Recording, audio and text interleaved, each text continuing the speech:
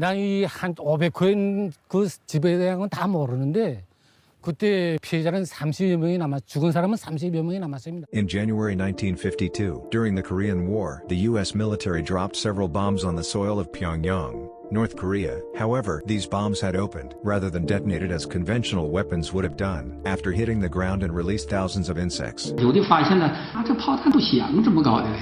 就噗一声就爆炸。结果一看呢，就是像那个牛槽里说的两半。 The soldiers were confused because it was during the coldest season in North Korea, and it was impossible for so many insects to appear in such a concentrated manner. With the influx of these insects, diseases such as plague and cholera spread rapidly in the Democratic People's Republic of Korea, killing many people. The soldiers soon discovered that these virulent diseases, like plague and cholera, came from the bombs dropped by the U.S. Army. At the end of February 1952, virus-carrying insects were also found in the northeast of China and Qingdao, which were dispersed by U.S. airplanes. The morphology of the insects and the type of virus were very similar to insects and virus found in the DPRK. In March 1952, Government Administration Council of the Central People's Government established the Central Epidemic Prevention Committee to launch a patriotic health campaign to eradicate the four pests and drink boiled water and firmly fight against epidemics. In March 1952, Chinese Premier Zhou Enlai called the United Nations Secretariat to accuse the U.S. military of germ warfare in the Korean War. Subsequently, an international scientific commission of leading experts from the United Kingdom, Italy, Sweden, the Soviet Union and other countries conducted field investigations in northeast China and the DPRK.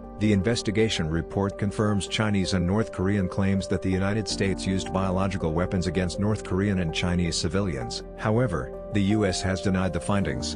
In December 1952, U.S. Marine Corps Colonel Frank Schwebel wrote a testimony that shocked the world. He said, "I do not say the following in defense of anyone, myself included. I merely report as an absolutely direct observation that every officer, when first informed that the United States is using bacteriological warfare in Korea, is both shocked and ashamed." Like him, 37 others spoke or wrote testimonies. All of the American flyers shot down and captured by the DPRK and Chinese forces. We would report these bombs as ordinary dust in order to maintain peace.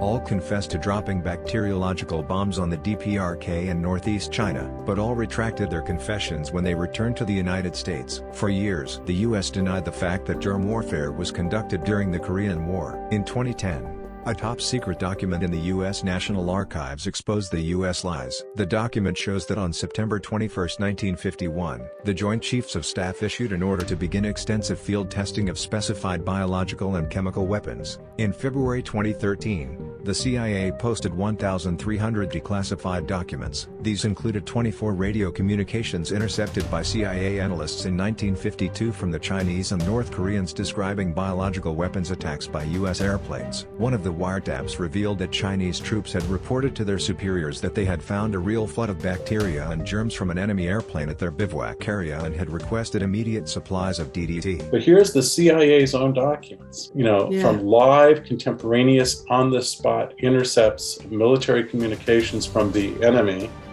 In fact, U.S. research on biological weapons began long before the Korean War. After World War II, the U.S. obtained a large amount of data on human experiments and bacteriological warfare conducted by Unit 731 of the Imperial Japanese Army on the condition of immunity from war crimes. On January 7, 1951, the Associated Press quoted a report from Pravda newspaper that the U.S. established a bacteriological warfare center in Japan under the direction of former Japanese Lieutenant Shiro Ishii. The work Ishii did was sent from Japan to the U.S. germ warfare laboratories called Camp Detrick. The so-called Camp Detrick was actually the predecessor of the infamous Fort Detrick. In that shady place, Shiro Ishii researched more bacteria and viruses. The United States used innocent people in northeastern China and DPRK as subjects for experiments on biological weapons.